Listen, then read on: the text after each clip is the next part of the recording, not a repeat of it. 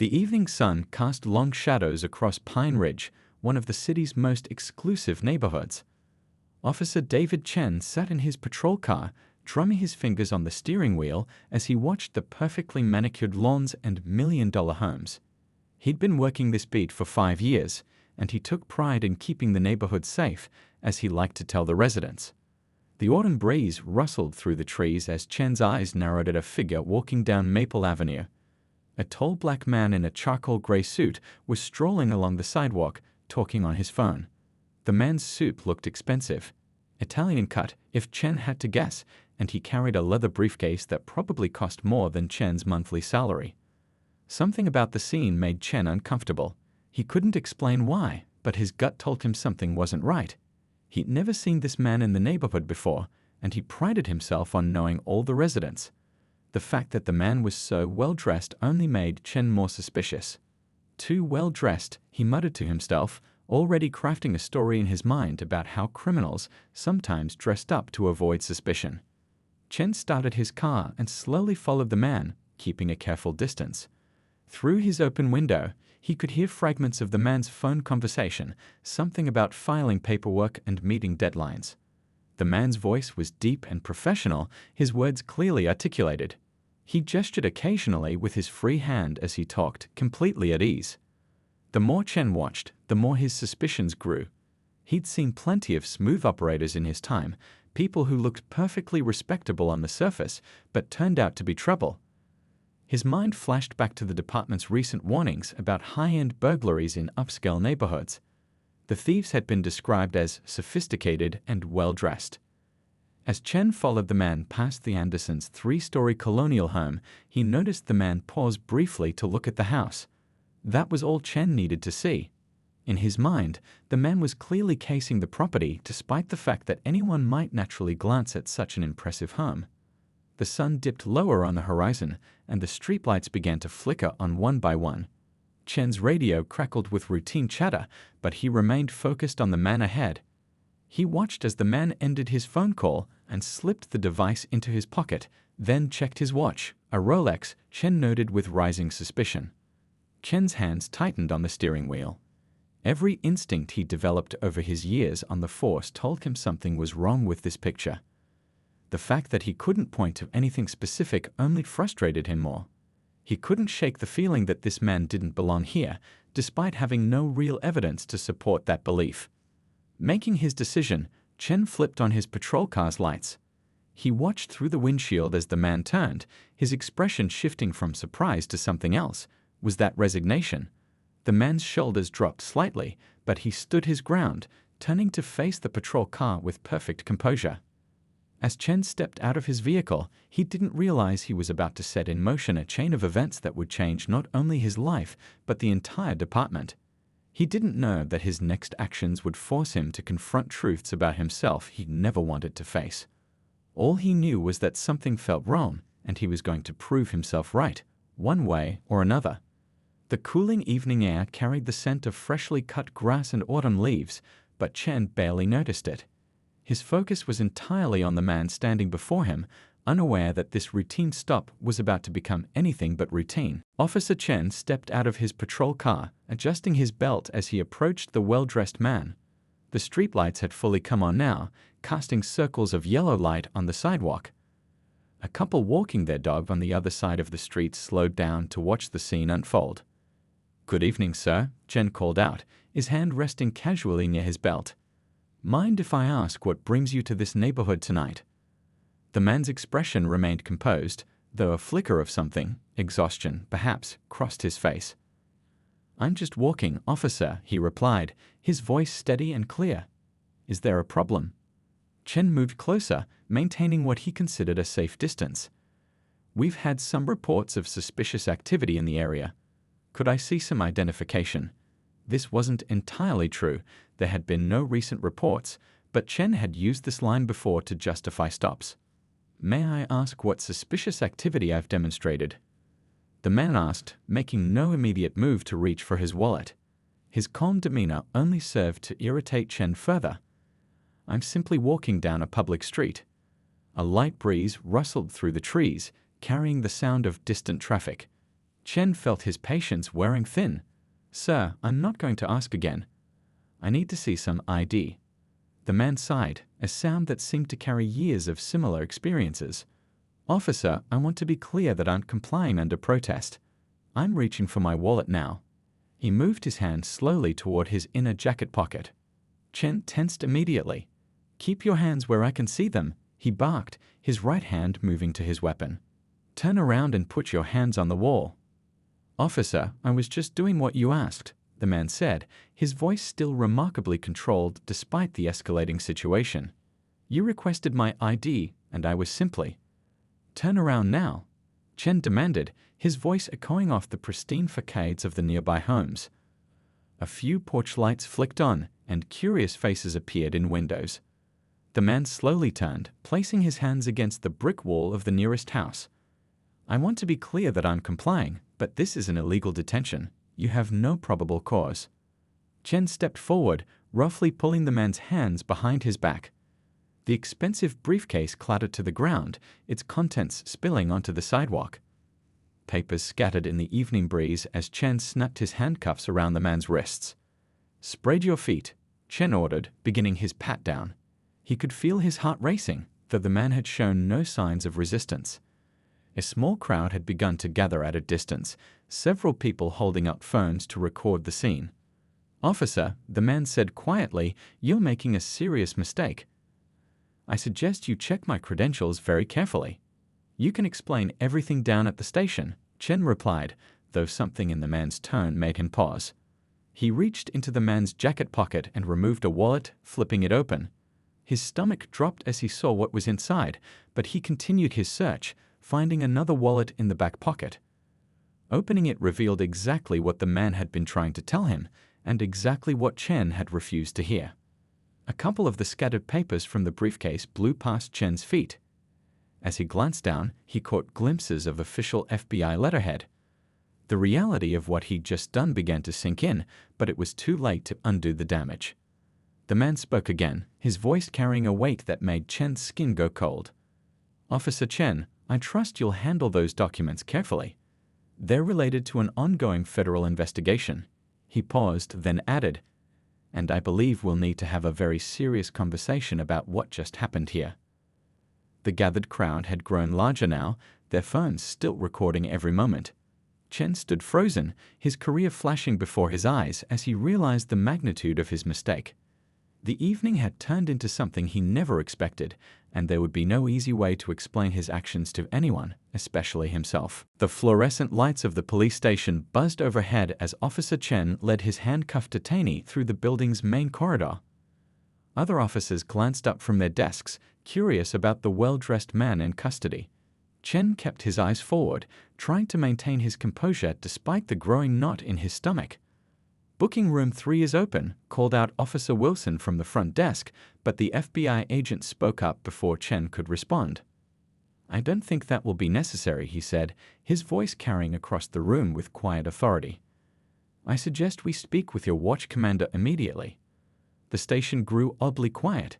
Even the usual background noise, ringing phones, radio chatter, typing keyboards, seemed to fade away. Chen felt sweat forming on his forehead as he noticed more and more eyes turning their way. "Listen," Chen said quietly, "maybe we can." "Officer Chen," the agent cut him off, "I want these handcuffs removed now. Then we're going to collect my scattered documents from your patrol car, and after that, we're having a conversation with your superior officer. Those are not suggestions." Chen's hands trembled slightly as he removed the handcuffs. As he did, the agent rolled his shoulders and adjusted his suit jacket, which had been wrinkled during the arrest.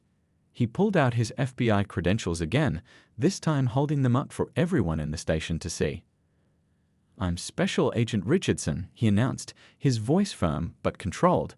"I'm here leading a federal investigation, and I've just been illegally detained while conducting official business."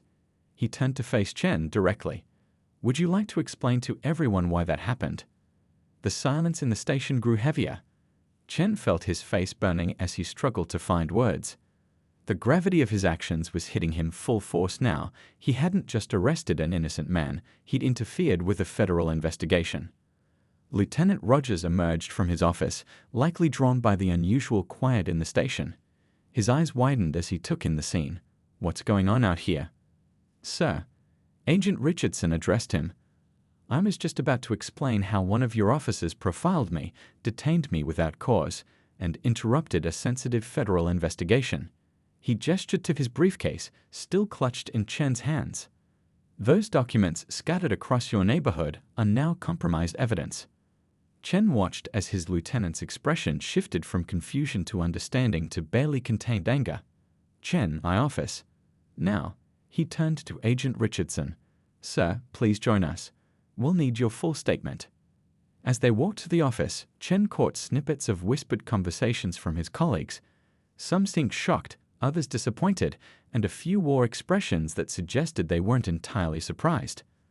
That last observation hit Chen particularly hard. Inside the lieutenant's office, Agent Richardson carefully laid out the evening's events. He described Chen's surveillance, the baseless stop, the escalation, all of it delivered in precise, professional language that somehow made it even worse. Chen stood at attention, each word feeling like another nail in his career's coffin. "Do you understand the position you've put this department in?" Lieutenant Rogers asked Chen, his voice tight with controlled anger. "Do you have any idea of the ramifications of your actions?"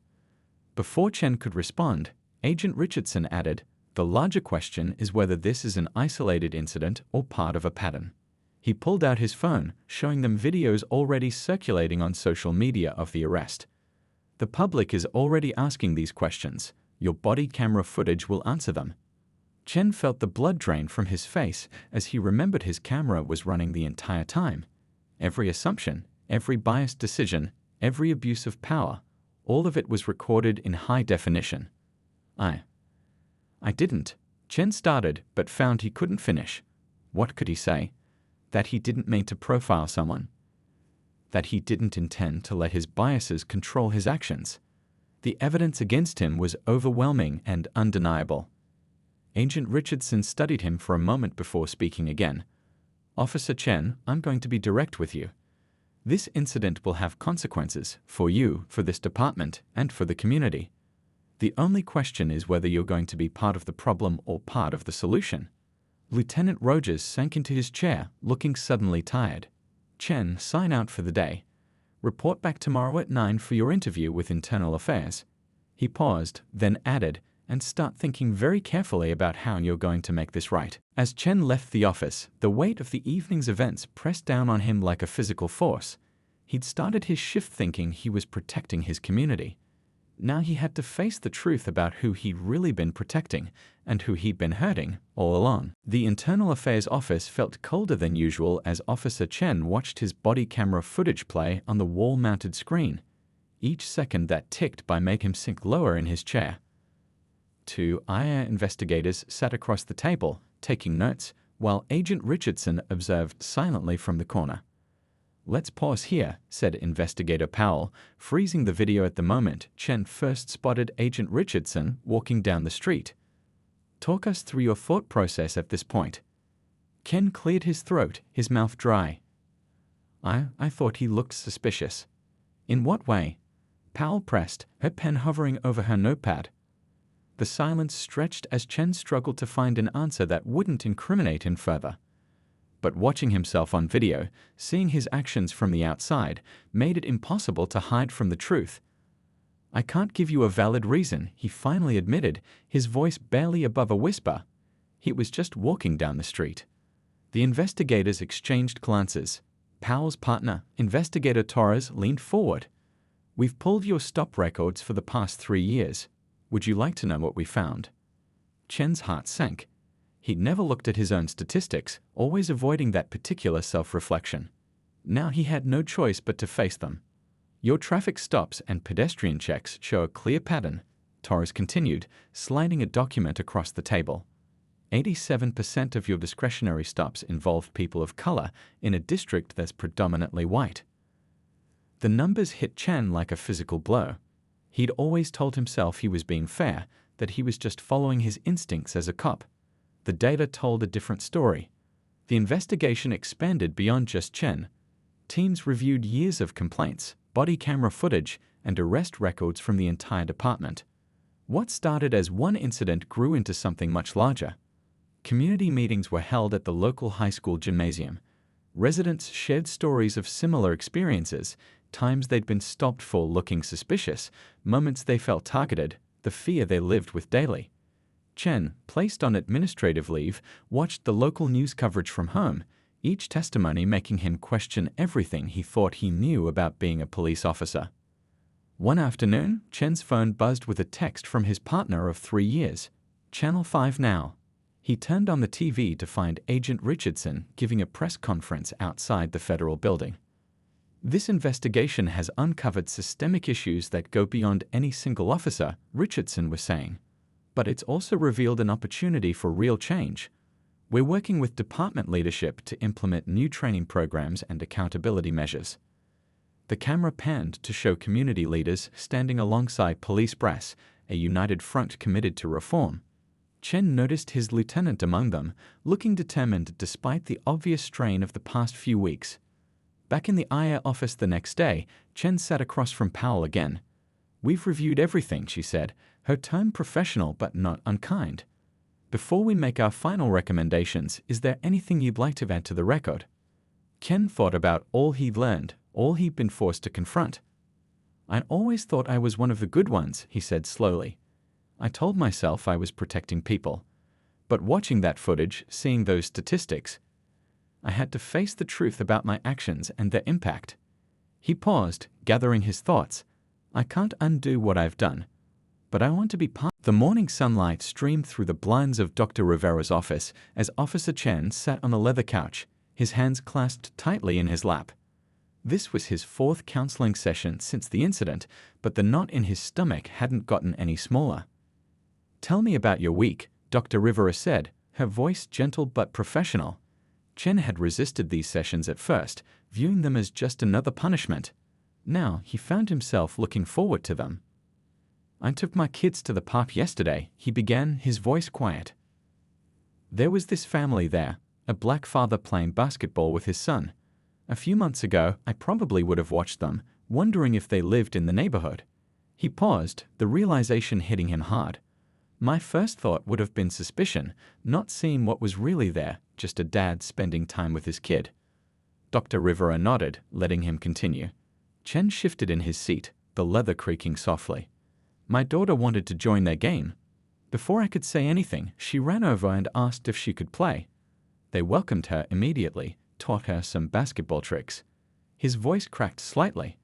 "I sat there watching them, thinking about how many beautiful moments like this I must have ruined for other families with my prejudice." Outside, a car horn humped in the distance. Chen stood up and walked to the window, needing to move as the emotions welled up. "I've been going through my old case files," he continued. "All those times I thought I was just following my instincts. I was wrong. So wrong. How many lives did I impact? How many people did I hurt because I couldn't see past my own bias?" Dr. Rivera let the question hang in the air for a moment. "Recognition is the first step toward change," she said finally. "What matters now is what you do with this awareness." Later that evening, Chen sat at his kitchen table, surrounded by family photos.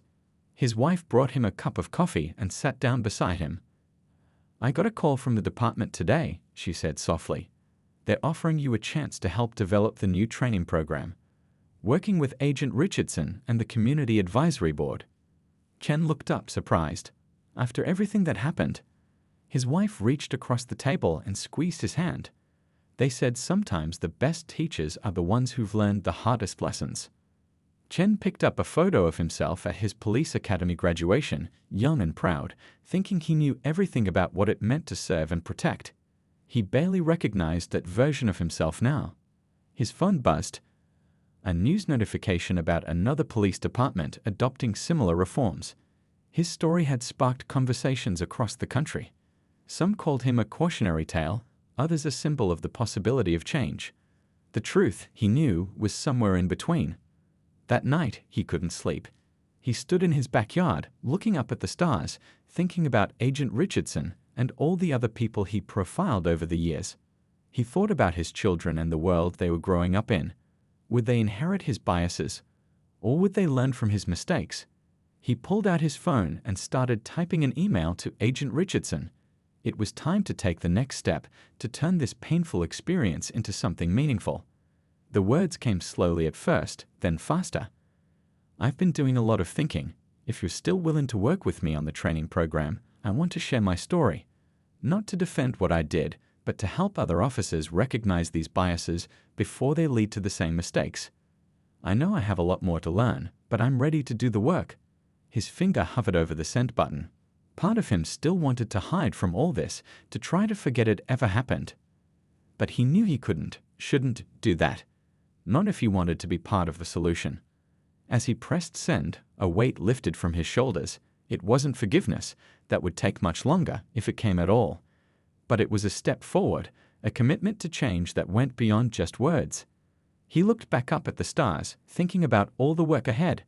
Tomorrow, he'd start working on his presentation for the new training program. He'd tell his story, face the hard questions, and hopefully help other officers see what he'd been blind to for so long. The night air was cool and clean, carrying the promise of a new day.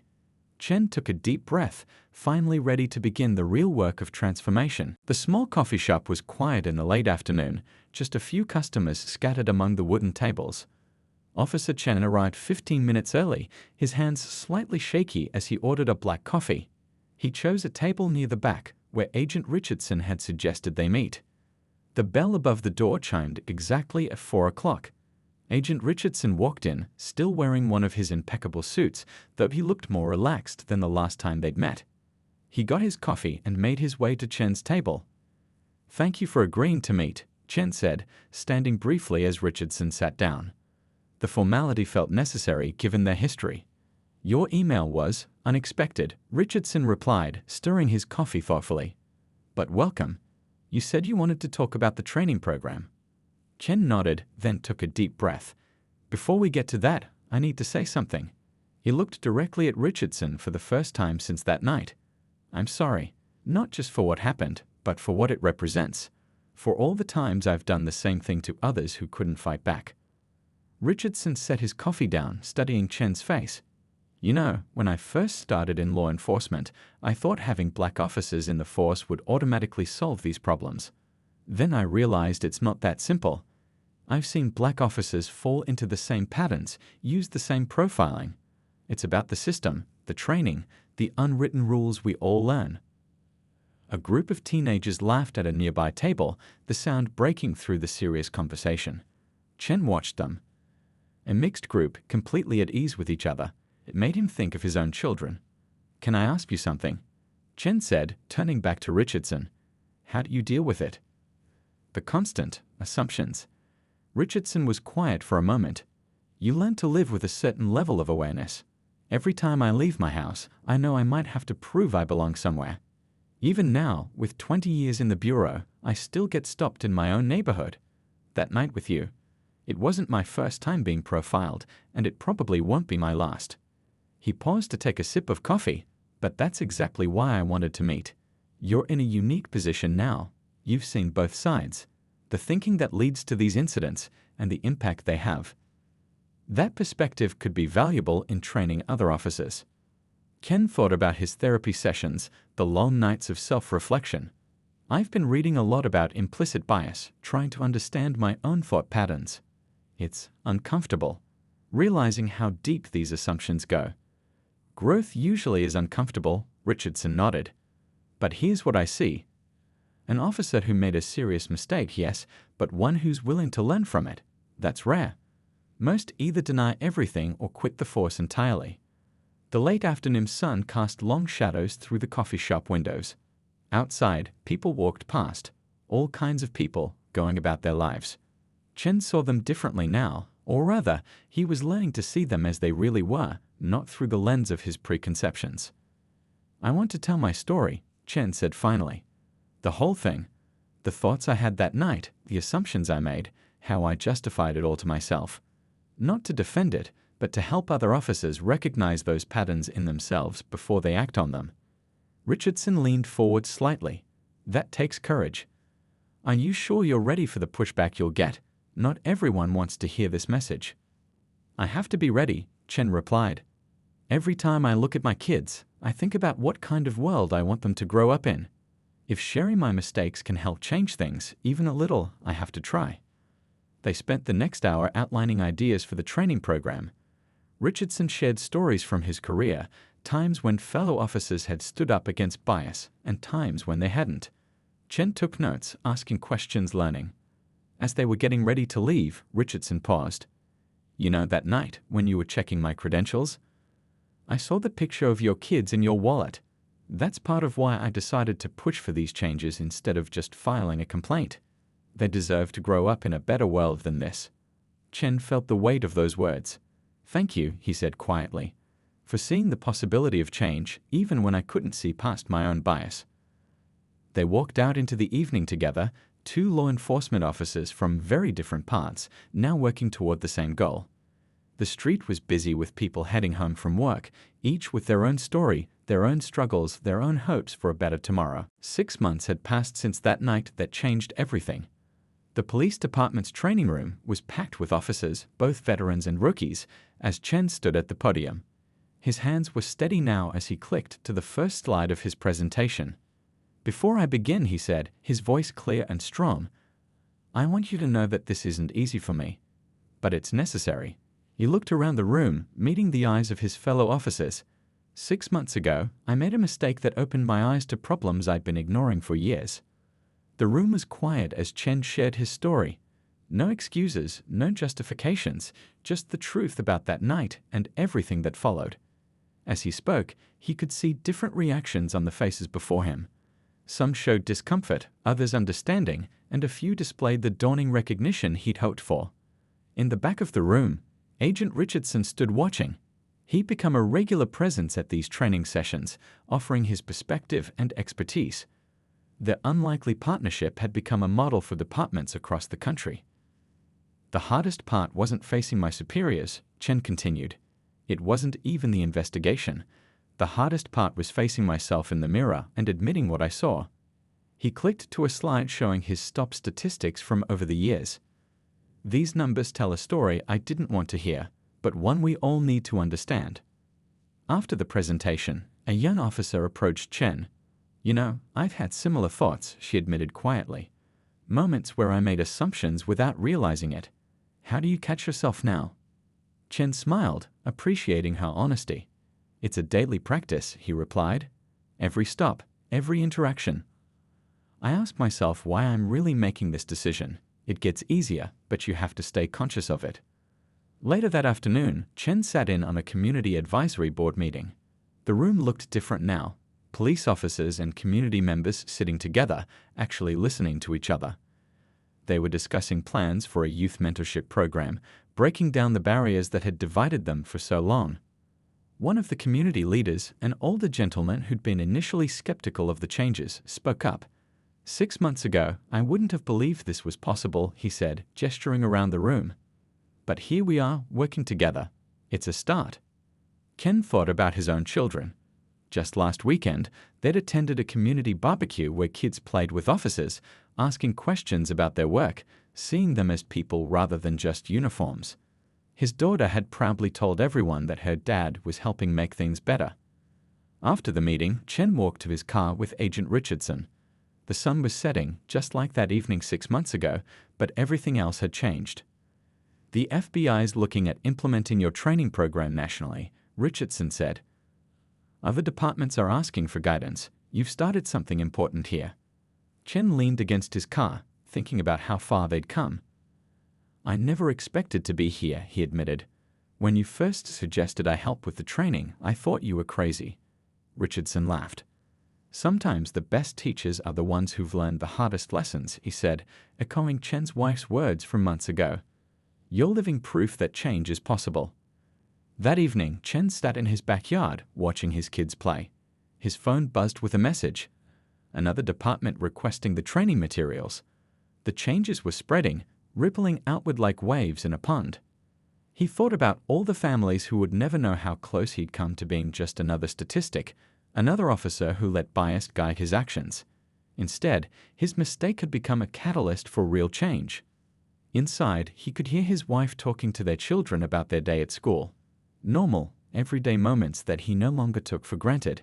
He understood now that true protection meant creating a world where everyone could have these moments without fear. As the stars began to appear in the darkening sky, Chen felt at peace. The work wasn't finished, it might never be, but they were moving in the right direction. One conversation, one training session, one changed mind at a time. His daughter called him inside for dinner, and he stood up, ready to join his family. Tomorrow would bring more challenges, more opportunities to learn and grow. But for now, he was grateful for the journey that had brought him here and hopeful for the path ahead.